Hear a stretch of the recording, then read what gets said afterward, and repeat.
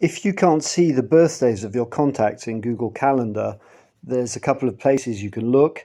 First of all, online, if you open the settings, click Add Calendar and Browse Calendars of Interest, you'll see Birthdays Your Contacts, which needs to be enabled for that calendar to appear here in the sidebar.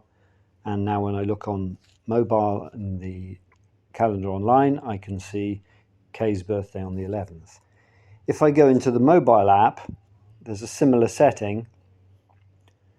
So here at the bottom of the menu, we've got birthdays. And if I go into the settings and click birthdays, this is enabled. But if that were disabled and I go back to the menu, then I no longer see the birthday and it doesn't even show up in the menu. So if you don't see it on mobile, settings, and then enable that calendar.